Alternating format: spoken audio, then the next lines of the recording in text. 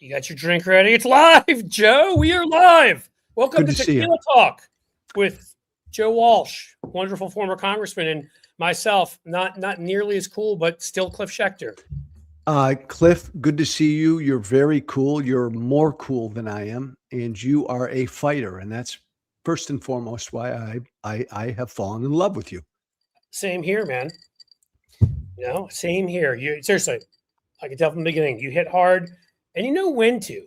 Man, I've seen you. I catch you. And I'll tell people this who don't know.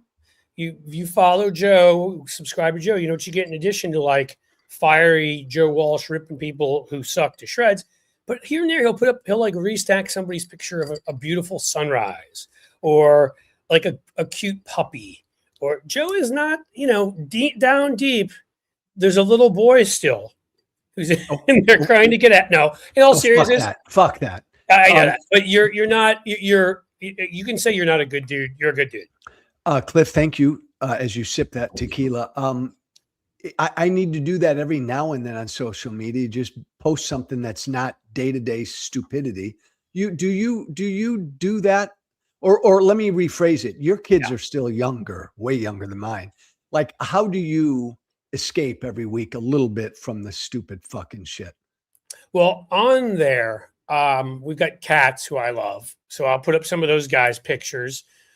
Interesting ththings in the neighborhood I'm a fan and things I'm a fan of. I love rock and roll. I'll get some pictures of that. I love, what do you call it? What do you call it? I love baseball. So, sometimes something to do with that. I love that we lost to Italy, which is hilarious, by the way, in the international baseball tour.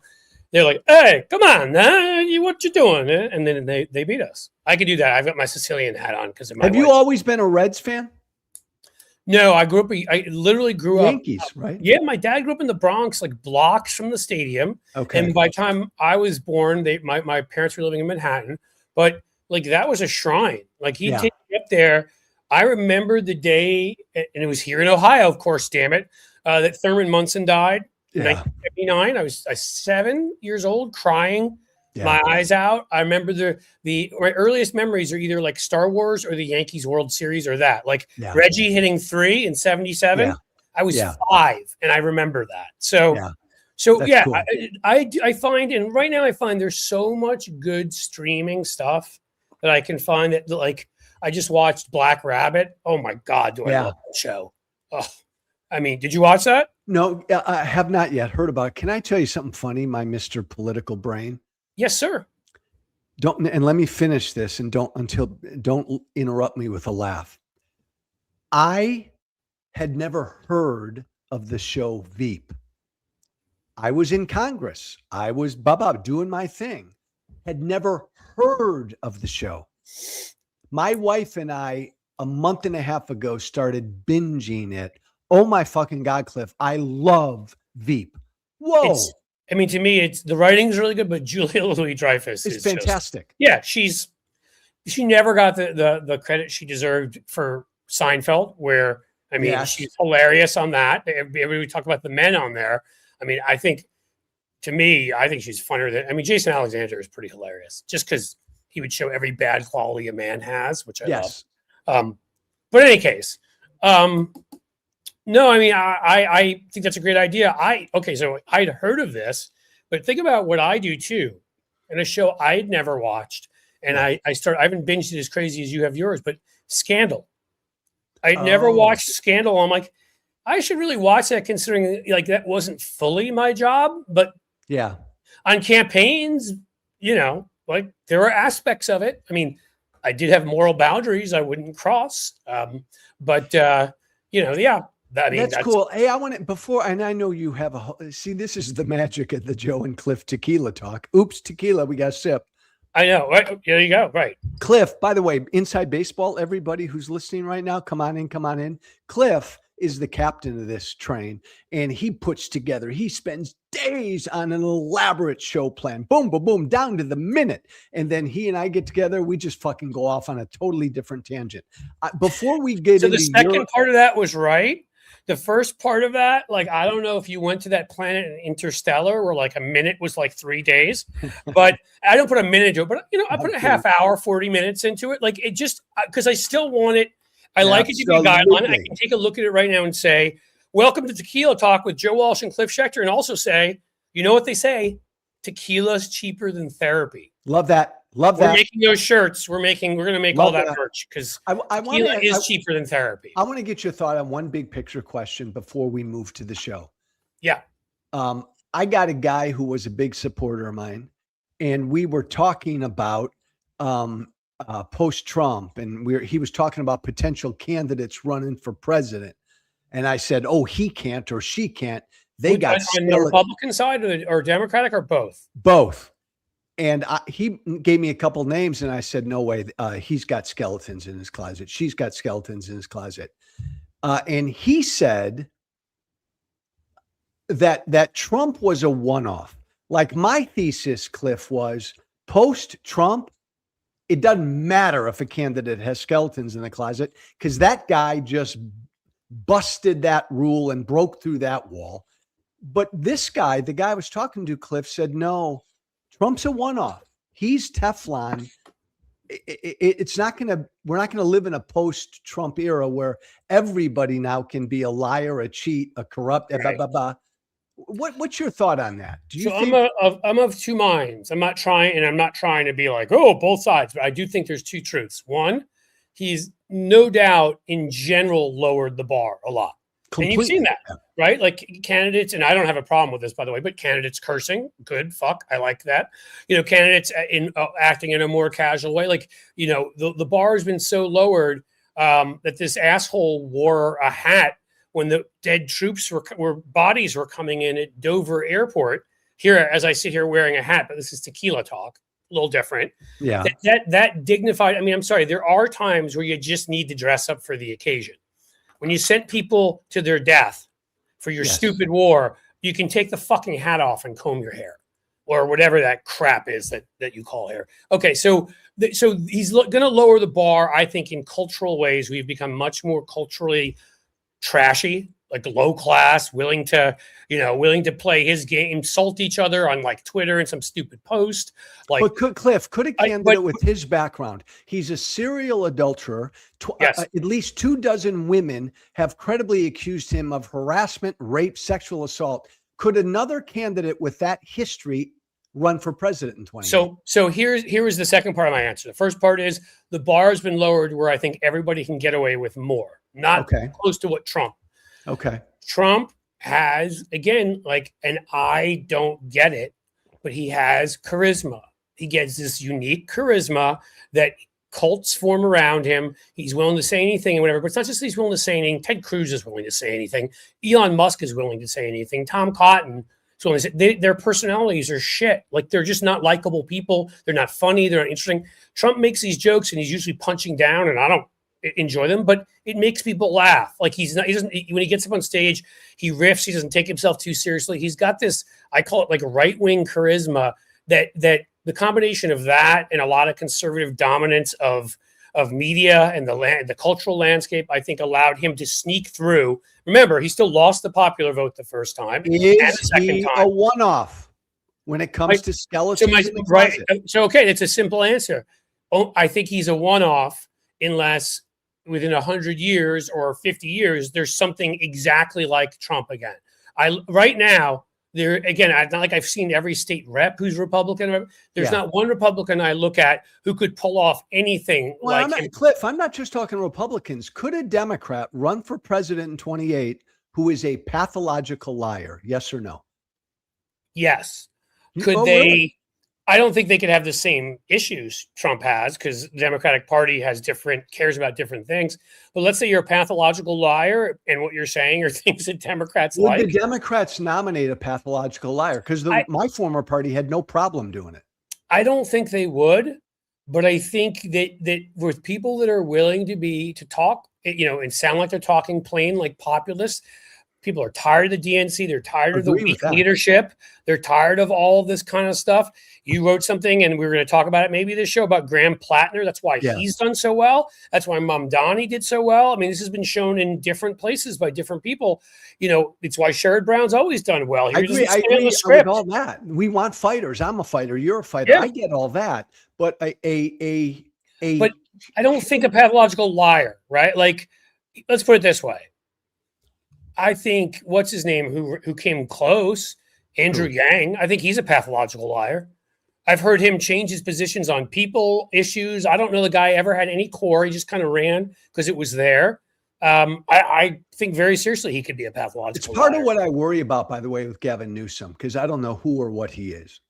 Yeah, the Israel apartheid comment, and then right, which is again, whatever people think of Israel, it's actually honestly like objectively not true. You can say whatever you want. I hate Bibi Netanyahu, and he should be in The Hague, but Israel, an apartheid state, has a very specific. It's separate races. One race can't go with the other or do what the other race does. There's a Palestinian Supreme Court justice. There are Palestinians in the Knesset. There was a Palestinian IDF general. Gavin Newsom said that last week because he wants to run for president and he knows where the party is. That's scary to me. Yeah. Yeah. Well, and that's the thing. I've always found him to be too slick for my taste. I've never loved him. What I enjoyed that he started sort of a lot of that mockery or continued what Kamala Harris had already been doing very well and showed other Democrats the way that mockery is so much of this. You don't even have to be mean. You don't even be nasty to mock these people. And psychological warfare is a key part of politics that Democrats often don't get. But my God, with Trump, it's even more important because he's so insecure that you can get to him so easily and knock him off his game. And so the mocking part I've liked, but overall with Newsom, I have my issues. Absolutely. All right, we've gotten astray. Get back to your show. Let's go back to your show. Yeah, son of a bitch. Well, okay. We have a guest today too in a little bit. Yeah, we got Mike Madrid coming up, who I've never met him. Like I've met that's almost weird. Yeah, it is weird. I love Mike. So Madrid. Let's see. We can read. We introduced the show. We did that. Whatever we say, whatever comes to mind. Done that too. We do that all the time. We can't introduce Mike yet. So what we could do is we can start talking about. Well, I'd said we should first of all mention our tequila. I chose. What do you got? And I hope I pronounce it right. Sauza Gold. Sauza. I don't speak Spanish. Je parle français. I'm sorry. And I chose it because Donald Trump's office is a gauche display of gold and ridiculousness. But this week he added black gold, as you may know it, to that oil, to which, see, the gold connection, we make the connection, and that's where we're going to go and talk about what's going on in Iran, because this asshole literally had no plan for who'd take over next. Oops, the sun.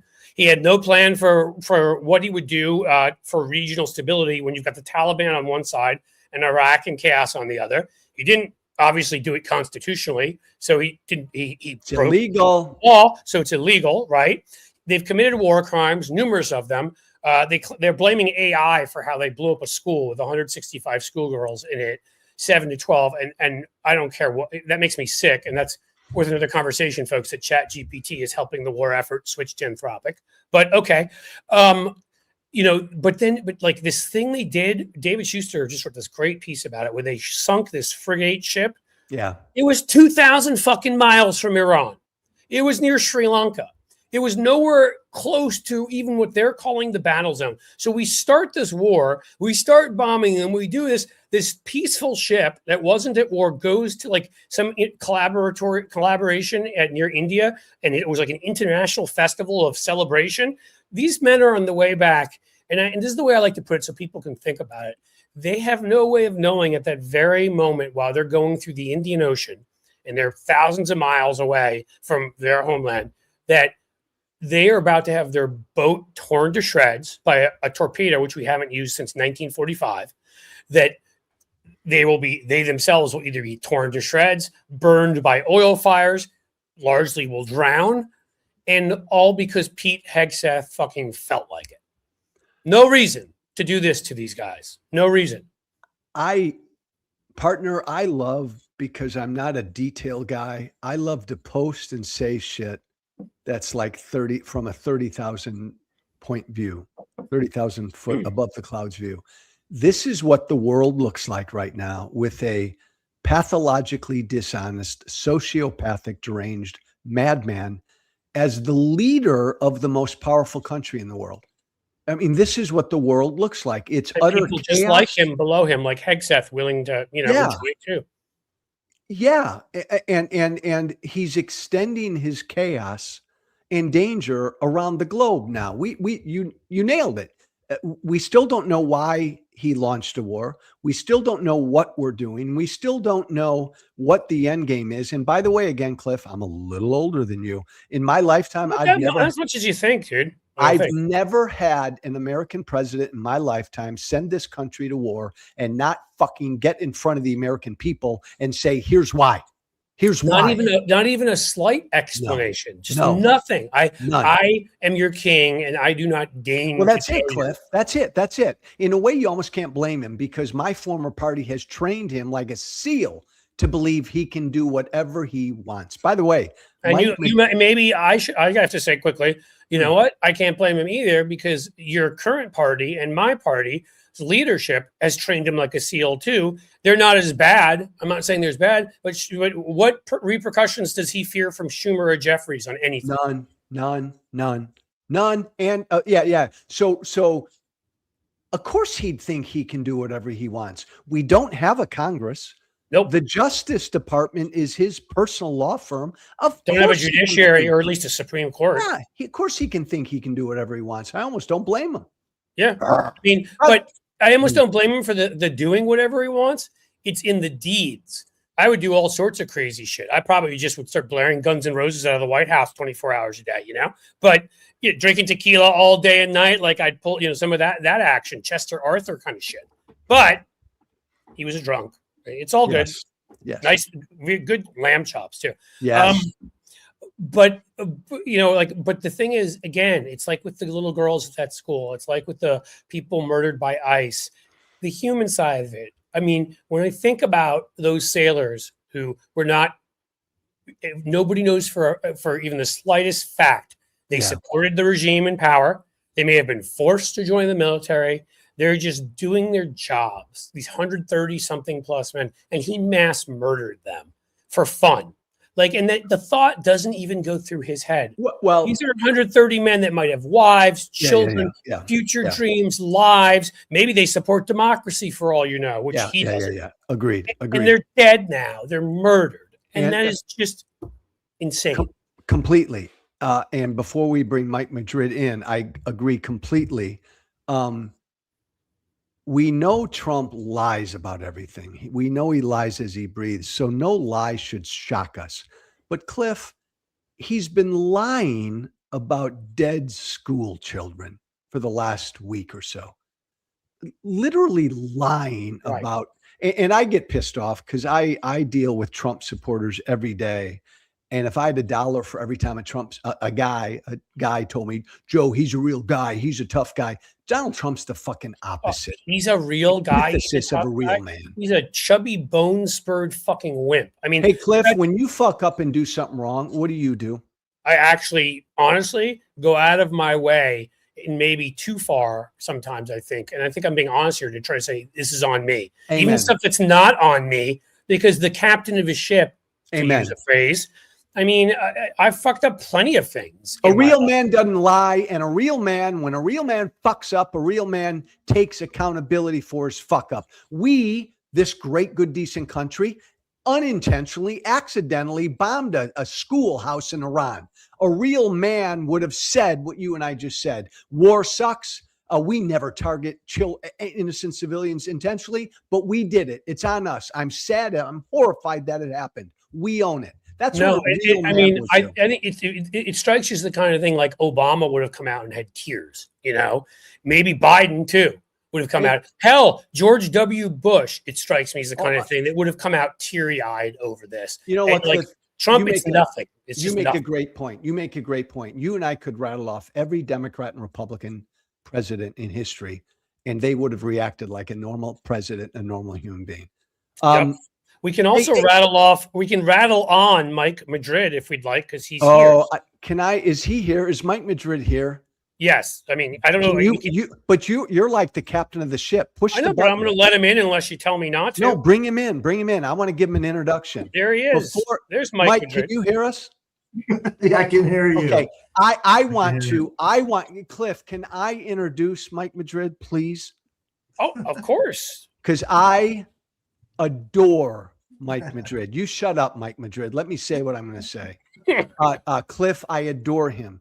He is the smartest political mind I know. Every time I speak with him or read what he writes, I fucking learn so much. And you may not know this, Cliff. And by the way, everybody should be following and subscribing to Mike Madrid. You'll get smarter. Cliff. I will agree with that 100%. By the way. I think you might know this, Cliff. He's also an authority on tequila, and he's writing a book about tequila. I mean, if I could ever like a man more, welcome, Mike. I just that's the best introduction and welcome I've ever. I just was surprised that I mean, this business is so ridiculous, and I've lived in I don't know how many places, but when it came to sort of a lot of you guys, Lincoln Project guys, other Never Trump guys, whatever.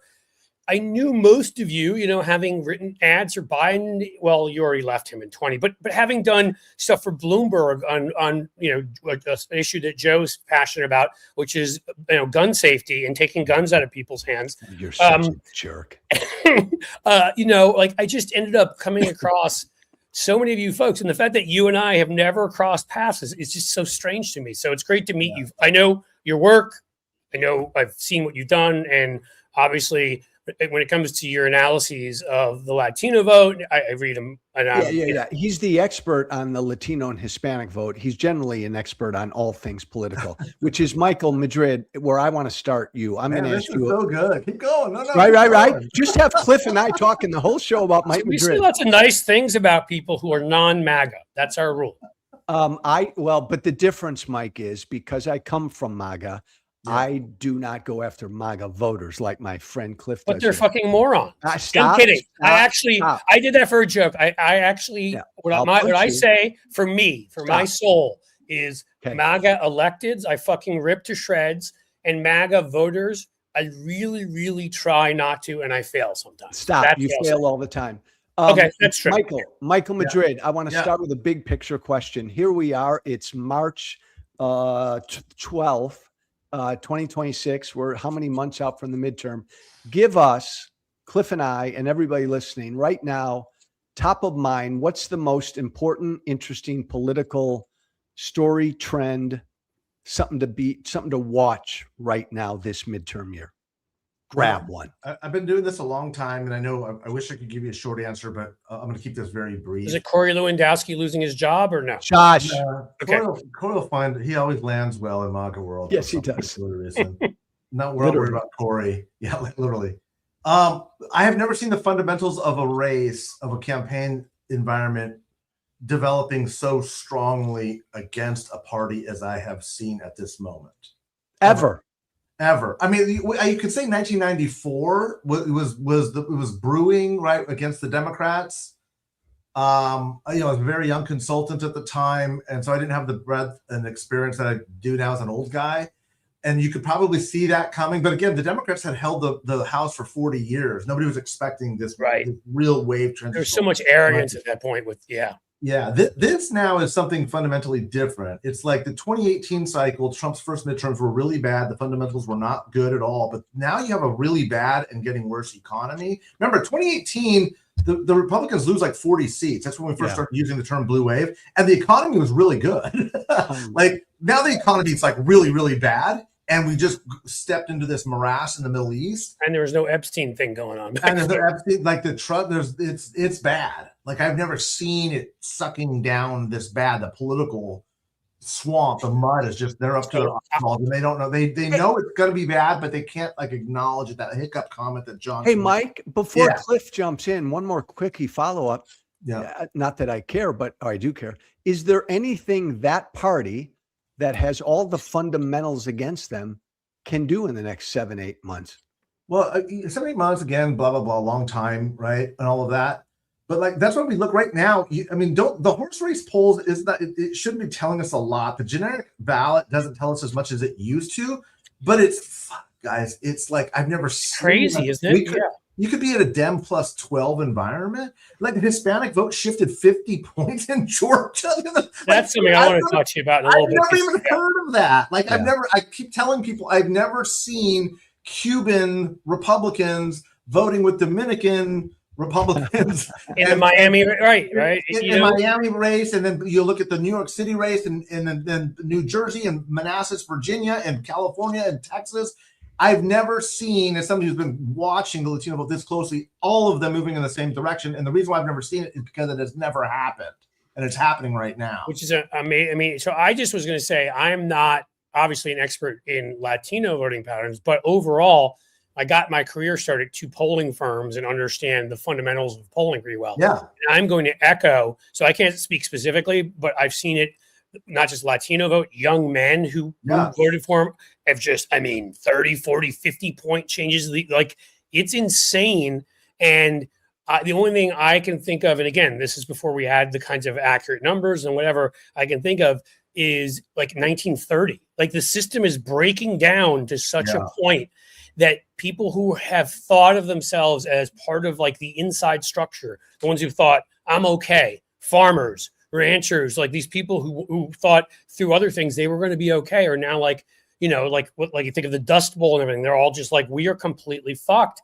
And they're willing to join with whoever is not for Trump, the hippies on the left, or the people in the middle, or the suburbanites who make $500,000 a year but can't afford childcare or can't afford college for their kids. Like, it's just, it's all going in that direction. So I don't know what's going to happen, but if Chuck Schumer and Hakeem Jeffries can either A, learn how to message between now and then, or B, step out of the way, please, for people that know how. I honestly believe you could be looking at like an 80 seat up. I really do. We would have to run the exact contrasting messaging and go and run a brilliant campaign. But I could see it if we did. Michael, respond to that. Yeah, look, 80 seats. That's almost impossible today. Yeah, I love this. Very hard.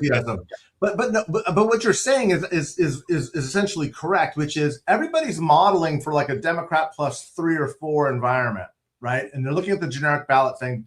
Oh, it's Democrats plus 3 plus 4. Guys, there hasn't been a fucking election since the guy became president where it hasn't been a D plus 15 environment. Like the polls, no one's weighting the polls to look at Democratic enthusiasm and Republican support levels. That's why the polls were off 12 points in New Jersey. That's why they were off 10 points in Virginia. That's why nobody was predicting the loss of a Latino male Republican to a white progressive woman in Miami. That's why you saw 50-point swings in these districts in Georgia and on and on and on. Like everywhere, it's like no one is capturing the intensity of the moment. So you might be right. I did look at numbers. The only thing I want to say there, and again, doesn't necessarily mean anything, right? This is so many things can change, happen, whatever. But what I looked at is exactly what you're talking about, Mike, which is everything up to a plus 15 Republican seat. Now, obviously, you're not going to win every one of them. Some of them will have bad candidates. Some Democrats will find ways to suck. A few, maybe 2 or 3 could find a way to suck and lose. Sure. But when I did that, I don't think it was 80. I feel like it was 77 or 70. Yeah. So that's where I came up with that. I got elected in 2010. The Tea Party wave, we increased 62 seats in the House. That was a different redistricting. The gerrymandering this last cycle was bad. That's what it is. Yeah. There's very few gerrymandered seats. Like we're squeezing out the last few. Right. The Republicans got aggressive in Texas. California gets even more ridiculous, and with Prop 50, right? But there's like nothing left to kind of squeeze out. There aren't that many competitive seats anymore. What I want to know from you, Mike, because you're a pro at this, like at least from, and you hear things and you don't know whether I haven't looked at numbers, but the way I'd heard it is this redistricting in Texas was based on their newfound love of Latino voters and they were concentrating. They were counting on that. So have they really redistricted it as much as they thought they did? No, it's a dummy mander. It's not a gerrymander, right? Look, three of the 5 new seats are Hispanic majority. I don't think that's going to work well for them. No, it's like, how do you like, and I was saying like when they're first doing it, what a bunch of idiots, like believing your own press releases that much. Somebody in the room, some map maker somewhere should have said, guys, maybe we're getting ahead of ourselves a little bit here. But to your, and also to your point, Cliff, like there's a huge overlap between the under 30, this young male vote, and the young Latino male vote, because people under 30 are increasingly not white; they're increasingly Latino. So it's a lot of it's the same demographic. So you've got to look at it kind of that way too, is all of this is moving in a certain direction. And the Republicans, I think that's why, I really think that's why Johnson called it a hiccup, is because there's this realization that they believed their own bullshit, that there was a racial realignment. And, you know, Patrick Ruffini wrote a book, and he's a GOP pollster, pretty well, you know, recognized and respected. And by the way, I kudos to his book. I'm a data nerd. I agree with all of the data that he put out. His book came out, same publisher, Simon & Schuster, a few months before mine did. But my conclusion was very different. His was like, this is a new Republican realignment. There's a new multiracial Republican coalition. I was like, there's no evidence saying that these people are becoming more Republican. They're becoming more Democrat. They're not with the Democratic Party anymore. That's a foundational difference. And so the only swing voter left in America are Latinos. They're the only ones that are moving with this massive swing, and no one's seeing that for what it is, because that's determining Tallarico versus Crockett, the Georgia election, the Texas special election, the Miami mayor's race, the New Jersey governor's race, Virginia governor's race, who's the mayor of New York City. Like, all of it is all coming down to this one vote that's moving 15, 20, 30 points. I love that, Cliff. Mike always says that the Latino vote is the last true swing vote in America. Michael, underlaying all this is what you just said. All of this is going on. It could be the biggest political wave ever in America's history, but nobody loves the Democratic Party. Let's be real. Right. Like, this is happening. That was why I brought up that part of it, Joe, the better messaging and the whatever, because our leadership sucks. And so I don't know, even if we could win 78 or whatever seats, will we take full advantage of it if we've got guys telling half stories with no protagonists, no emotion, and just like a chart on a wall? Yeah, Cliff, that's the thing. Everything Mike's talking about could happen in an environment where the vast majority of the American people can't stand either party. You're right. Which is crazy. I would say that's likely, incidentally. And by the way, I would say that's what happened in 2024. You know, I've been saying this, Joe. If people want to look at it and be like, oh, they're racist and misogynist, or they're, you know, when you lose, everyone's like, it's existential and everyone is horrible. And then you win them back a few months later, and everyone's like, oh, see, we were right.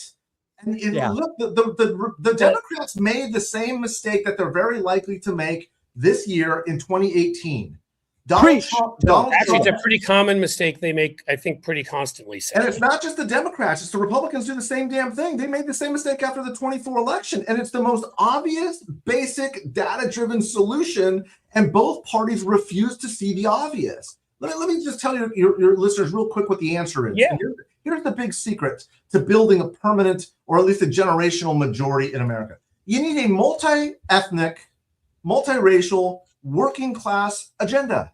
Yep. That's it, man. Economically populist and accepting of all groups. Yeah, you need it, and it's not that complicated.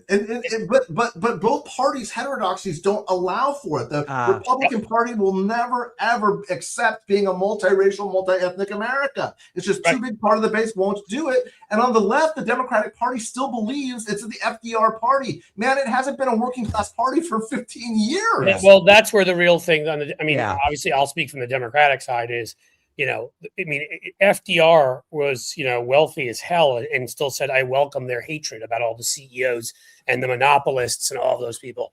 The Democrats would just stop with the kissing billionaire donor ass and look at some of these races where billions can't overcome the anger, the people willing to go, you know, broken glass on fire in the atmosphere while someone's shooting fucking missiles at them, and they're willing to go vote. So, I mean, they need to start reflecting in their messaging and you know, stop with this crap about, again, well, ICE, you know, we need to get them to respect the Constitution. Donald Trump hasn't said that. Donald Trump's never going to say anything you want him to say. ICE is never going to respect the Constitution. Start going after these people as the billionaire predators that they are. Combine that term, it makes people think of Epstein all the time. It allows you to go after private equity, tech, some of these other people that have preyed on people's mortgages, preyed on their pensions, preyed on, you know, and I think it allows you to run a message that appeals to almost everybody against this cabal of right-wing perverted nuts. And by the way, Mike, and Cliff's consistent. That would be his message to this group of people you're talking about, this multi-ethnic, multiracial, working class. What in your mind, Michael? Can I say something else so quickly, Joe? That's the negative, because I would also give the positive of an agenda for them. Family and medical leave is supported by 85% of the fucking country. The fact that nobody the Democratic side is scared to run on an issue of taking care of families and their children is crazy to me, right? Our healthcare system's a mess. I mean, there are numerous ways where they could run.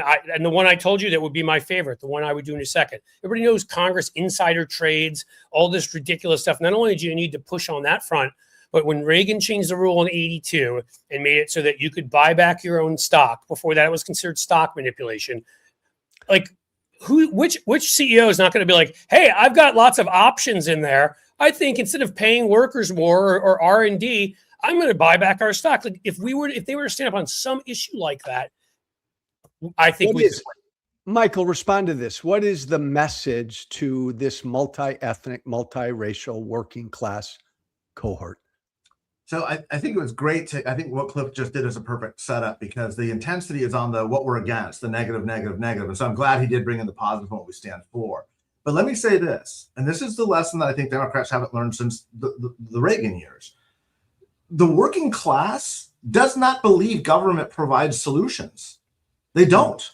And that doesn't mean you shouldn't support family leave. You should, and all these issues and these programs. But don't think that that's top of mind, or that they believe that government's actually going to follow up with their actions and their activities. Most people that work in manufacturing or construction or agriculture, or actually, lunch bucket folks, they want you to get the fuck out of the way and quit messing with their industry and quit taking more of their dollars. I think that could be a lot of your message to farmers, ranchers. And it should be, and it can be, and it has to be a mix. It's not either or, man. It's got to stop with this red, blue, right, left. It's like the only way this country is going to move forward is when people have the courage and the balls to stand up and challenge their own parties. See, what I really hate about this moment is it's so easy to throw grenades at the other side and say, they're the problem, they're the problem, they're the problem. You're not moving any needles there. You're just cementing shit further into the ground. You know where you make change is when you say, here's where my party's screwed up. Why is it in a state that's as deep blue as California, it is the worst state in the nation to be a Latino resident? Economically, economic mobility, home ownership rates is the worst of any state in the union. 70% of our children, Latino children who graduate from a public high school, need remedial math and reading at a CSU. Okay, 50%, half of Latino children are on Medi-Cal. Those are poverty metrics. Right. Those are breakdowns of public institutions where government is failing, and this is a 2/3 majority state. I don't care if you're a Republican or Democrat, man. I don't care about the fights anymore. I gave that shit up 10 years ago. What I fight for is people who need help. And I don't care if it's the free market, because sometimes that's exactly the way you should do it, or sometimes it's direct government intervention, because that's exactly the way it should be done. It's not either or. And until we start criticizing our parties, our respective parties for doing that, we'll move forward. And Cliff, I'll set you up, Cliff Schechter. My former party guys they're a million miles away from that kind of self-reflective criticism. The Democrats should grab that. Oh, I mean, again, it's so obvious. First of all, again, you don't look weak when you stand up and you apologize for something. You look strong. Correct. It looks like you have the confidence in yourself that you can say, I fucked up, and yet look at what I'm going to do. Secondly, I think what Mike said is really important, and the positive message to me, look, some of it still will come across. People will be like, oh, well, government would do that, and maybe they won't be a huge fan. But you don't come to them and say, we're going to pass this new program called, in the way, which is what Democrats do. You come in and you tell a story about somebody who maybe they could have lost a child because they didn't have leave. They could have had, gotten very sick, or, whatever it is. You tell the story, and then you go into the fact, like, do you think that when if a little girl is there, do you think when your mommy is sick, she should be able to stay home with you? Do you think that you should be able to have time to bond with your new child, do you think, and if you ask it, and I would say, that's what we think, and that's going to happen, and we're going to make that. I mean, I think in the way you tell the story is some of that. There always will be some folks who are just like, I hear government, no, and I agree with you, Mike, in that, like, I defend the Democratic Party, or the part of it that I support, because to me, the Republican Party is a complete sort of amoral mass of Satan at this point. But the Democratic Party, I spend so much time, and Joe, and I'll let you do that, Joe. Yeah. But Joe can tell you on this show, like, I go off on weak corporate ass Democrats who won't get populist and won't message all the time. We've had so many opportunities and failed. So, but everything Cliff just said, Mike. But do you guys agree with me, Mike? Start for the midterms. I think Democrats are going to take back the House without having to lift the finger. All they got to do is say Trump sucks. Yeah. Maybe even the Senate. But I think post midterm, that's when they got to say, this is who the fuck we are. Yeah. And they haven't done the homework. Yeah. And look, and that's my fear. They're going to win. Thank God. Thank God. Yeah, they're going to win. And it will staunch the bleeding. But if they don't have a positive agenda, which I don't think that they're going to be able to pull together, here's what's going to happen. The base will demand, the bigger the margin of victory, the demand will be to impeach Trump. The impeachment stuff will start, the fighting will start again, and then the public's going to go back to, here they go again. Neither of these guys are serious about governing. Nobody's talking about an agenda that actually is meaningful in any real way, and they're just back to doing what they're doing. And I do believe after a very big Democratic midterms, just like 2018, they will probably not make the corrections, just like 2019, and they will start to lose more middle-class voters, just like they did in 2020, despite the fact that they won the election. Joe Biden was the first president in 50 years to win an election and lose seats in the House. Like that's a sign. The voters are tuned in. It's winnable and it's doable, and that's what's so upsetting about it. It's that it's like we choose this team of people that I mean, not hard to do, man. Marketing 101. Build a narrative structure. I mean, these are things. Hey, you two jerks, I'm going to pull the former member of Congress card right now and change the subject. Hail to the chief of something. Change the, because life is short and we only got me in Madrid for 8 more minutes. Tequila. I want to get into the topic of tequila. Yeah. And I want an overview from you, Mike Madrid. Yeah. When did you fall in love with tequila? When did you become expert on it? Give us the history. I guess it's probably, I started drinking tequila in my 30s. It was really late bloomer. So like 10 years ago, you mean, right? Yeah, exactly. I mean, look, I had that bad college experience with, cheap Quervo. Got sick. Everybody had never wanted to touch it, right? And that's actually part of the story of what tequila is and why it was marketed that way.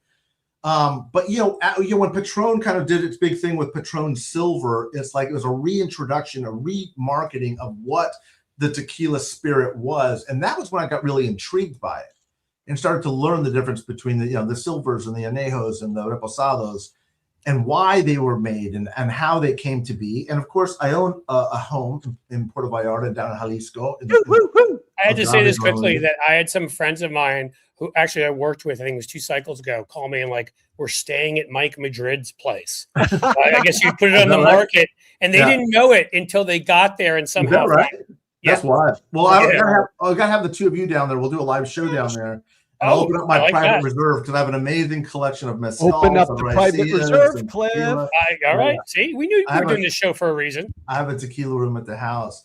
But so what I did was, because of that region, it's kind of like Napa, Sonoma wine region. There's a tequila growing region with the varietals that are grown there.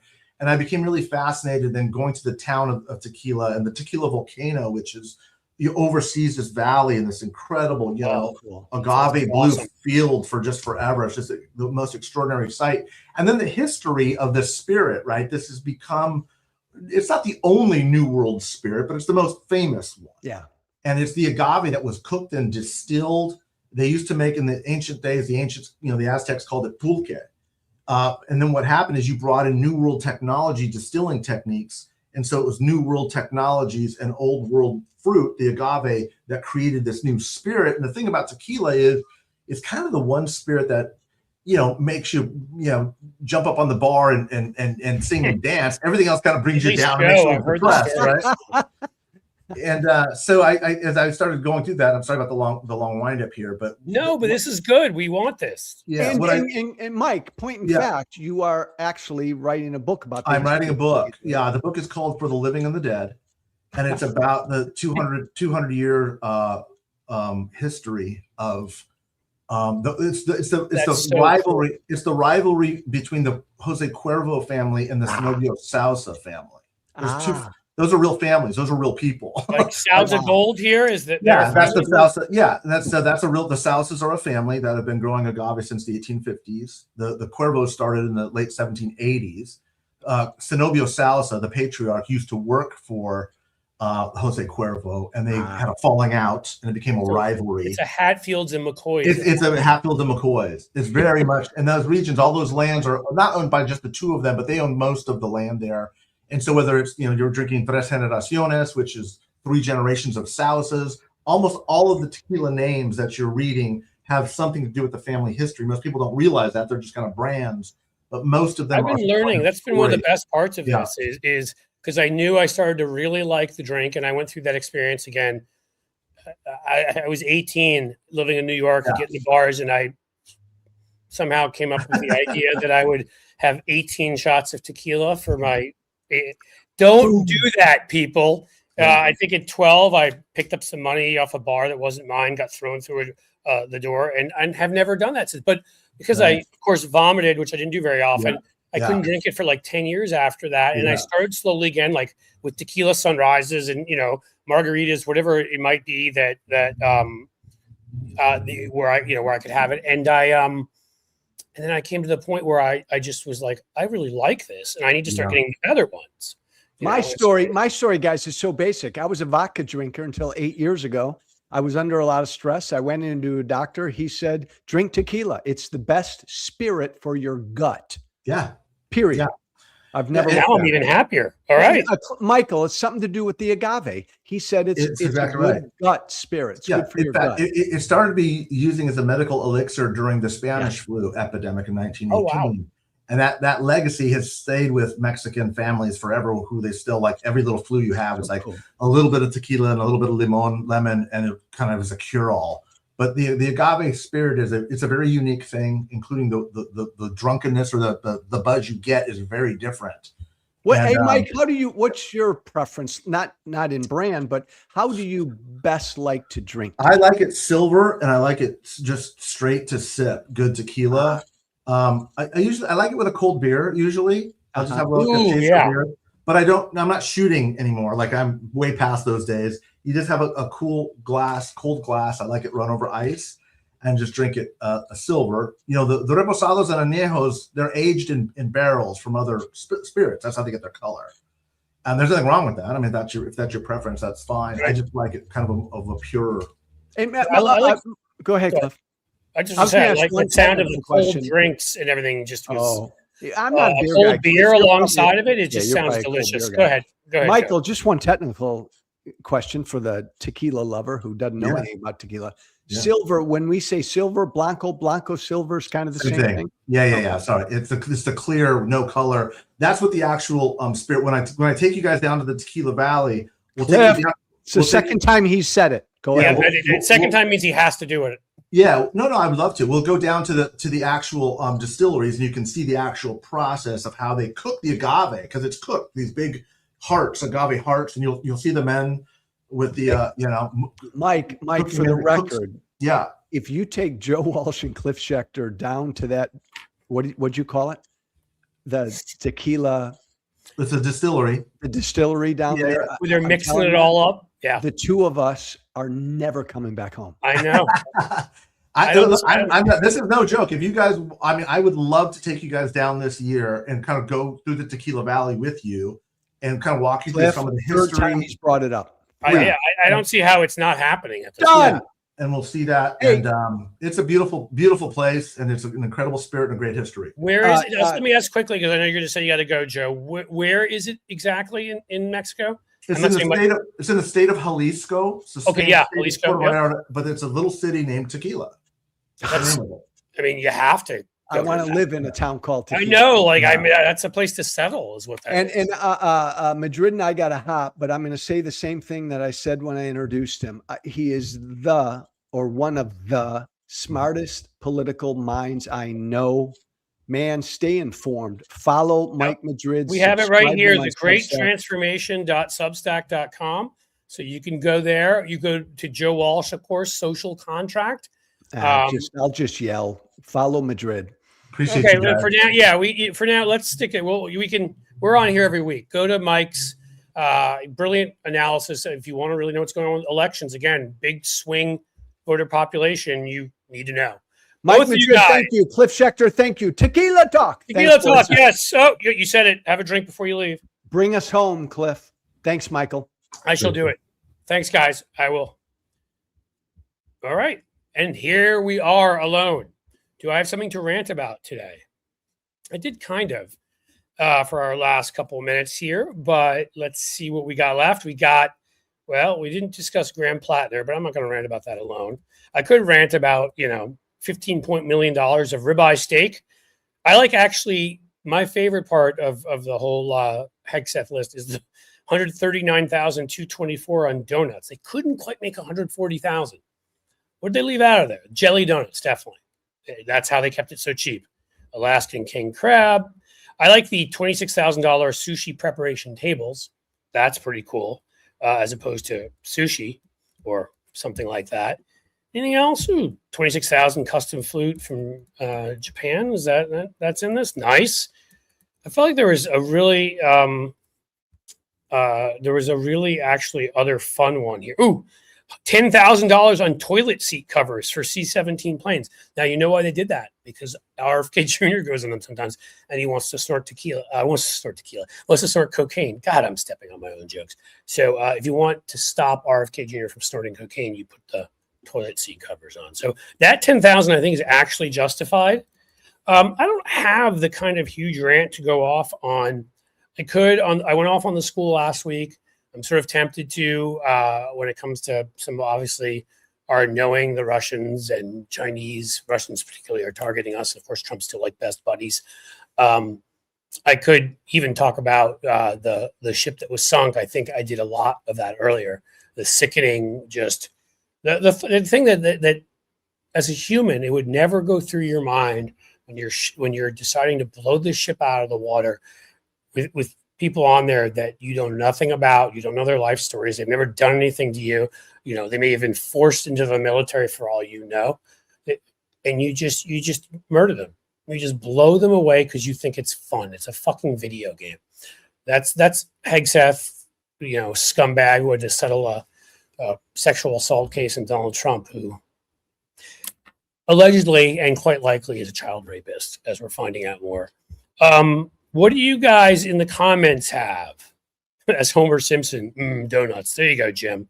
139,000. You think Homer ever spent that this is what they actually spent in a couple days, these totals. So that's a lot of fucking donuts, man. And Hegseth, as much as he's a jackass, looks like he keeps in decent shape. I have a feeling that Donut Don was busy putting those away. Cynthia, the food was for soldiers. They always get a good meal before being deployed. That's not actually entirely the truth. The part about them always getting a good meal beforehand is true.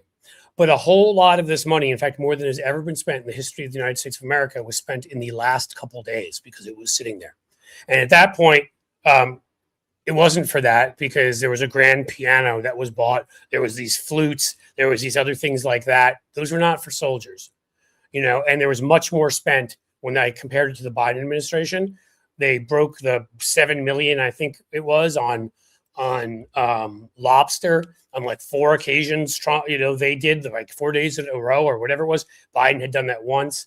It is not apples to apples. These guys had money sitting there at the very end, and they chose to use it specifically on certain stuff for some of them. So they can't get out of it with just the soldier thing. What else do we have? I hope they did go to the soldiers. My guess is some of it did. Deborah Cornett. Hey, Cliff, you're as fantastic as ever. Thank you. You know what you can do that would be just fantabulous if you really think that, Deborah? please go and join our Substack at Blue Amp. Oh, there's something else I wrote in there earlier, and which was let's get this started, as I usually do, and I did not send it out. Blueamp.co. You can become one for free. There's a 50% off sale. You can help support us.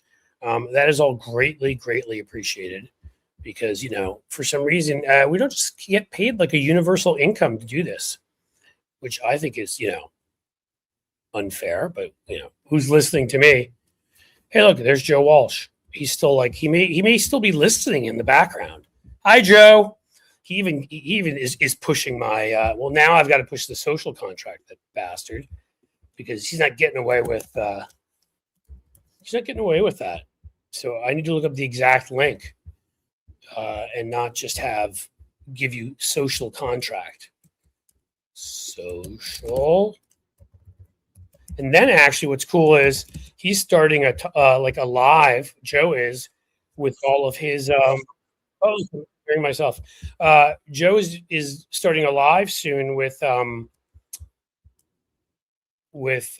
his paid folks. So guess what? You can go in there and become a paid supporter of Joe Walsh, the great Joe Walsh. Not the one that wrote Life's Been Good to Me So Far, fantastic song, but still a fantastic guy, and he's doing a lot for America, and I appreciate it. There you go. That should work, I think. And if there's too much shit in there,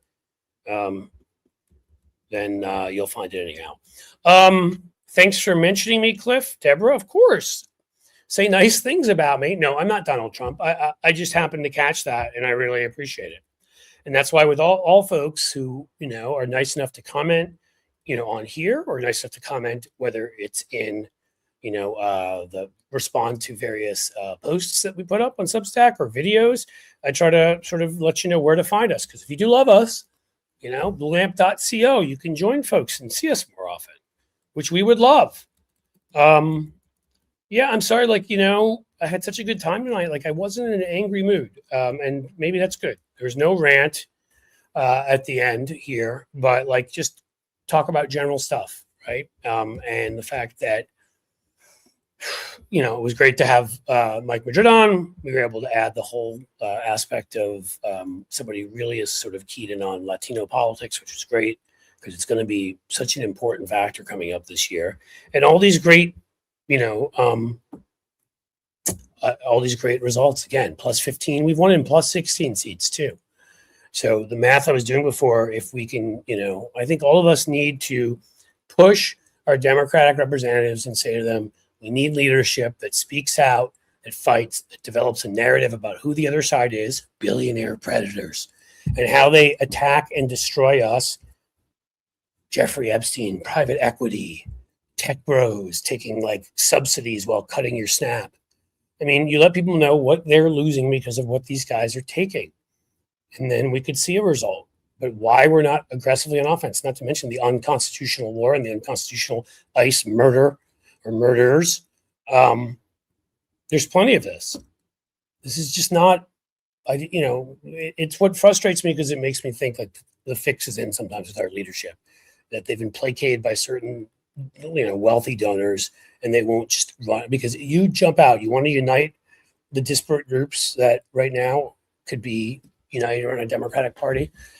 I mentioned before, family medical leave, 85% popularity. You're getting most people in there. Universal health care is well over 70. You could even offer a single payer, multi-payer variety of plans as long as it's guaranteed 100% that folks are being taken care of. My point is simply an economic populist agenda that goes after the manipulators, that goes after the billionaires, the predators, the monopolists, you know, these monopoly companies that rip us all off and don't compete with each other and destroy our communities and pay workers like crap because they're monopolies. It's the easiest campaign in the world if they just would take the damn shackles off and do it. As Jim Williams just said, because he's smarter than me, save the date, folks. I have to ask Mike Madrid still, but we are doing not 18. I almost got that wrong. We were doing a 12-hour live stream a year ago. When I kicked off my Substack, I did a 12-hour one. Got some great folks on. Heather Cox Richardson came on, Mehdi Hassan, some other folks, Aaron Rupar, And a friend of mine from some political work, Phil Collin, plays guitar for Def Leppard and played Pour Some Sugar on Me, which was an amazing moment, at least for me. This year, we decided to do it again, but we have a theme. It's coming up this Wednesday, March 18th. And it's going to be a very simple message to the Trump administration, which is we're having the fucking midterms. You are not stealing our elections, because that's the only way he knows he can still win. And we've got John Tester coming on, which I'm incredibly excited about, with his partner from the Grounded podcast, Maritza Georgiou. I think I'm pronouncing her name right. We got Lev Parnas coming on. We got Brian Karam coming on. We got Steve Schmidt. We got Joe Walsh. We got Malcolm Nance. We got Julie Radinsky. We got Olga Lautman. We got Rachel Bidikofer. We got Wajahat Ali. I'm forgetting people. I know it. We got Reed Galen. We got, who the hell am I missing? Miles Taylor. How can I forget Miles? It is going to be a great group, 12 hours, and helping me, because I need to kind of help interview two people I know you guys love. David Schuster, former Emmy-winning anchor at MSNBC, and Ellie Leonard, the scourge of the Epstein files, who's become huge on this platform of Substack by going after and really putting the work in that corporate media won't. So those two guys, because she's a contributor, and so is David to Blue Amp, are going to be joining me. We'll each be doing some interviews, but I think I covered a lot of the folks in there. There's a few more we're kind of in the process of booking right now. I forgot Glenn Kirshner. Look at that. I'm sorry. Chris Matthews. Remember him? He'll be on. Who else do we? I don't know.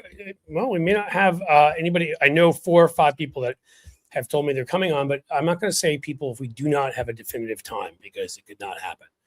But there you go. So save the date, March 18th, 11 a.m. Steve Schmidt is kicking it off with me, and I will be closing it down at 11 p.m. We're also having Bill Corbett of Mystery Science Theater, Chris Cluey, the kicker who broke the records for the Minnesota Vikings as a punter, but believed in gay rights. So, of course, this is 15 years ago. The NFL went after him and he wrote hilarious articles for Deadspin and a book about it. And now, went home to Huntington Beach, California, which is a conservative little town, and they put up a plaque to honor Trump in a public library. And he was like, this is bullshit. You can't do this. And protested, and they arrested him. And now Chris, the Renaissance man he is, record-holding punter and bassist in a rock band before, and writer of books and columns and activist, is now running for state rep in California. So that should be a ton of fun, just as Lev Parnas is running for the House. And that's pretty much the story. There'll be more people because, as I said, there's a few more who have not 100% given their go yet. So I don't want to say their names without knowing they're going to be there. But gosh, this is going to be freaking fun as shite. So listen, thank you all so much for being here. Thank you for being a part of Tequila Talk. I mean, this show has been growing bigger and bigger, and I can't tell you how gratified I am when I came up with the concept, because it's fun. I love it.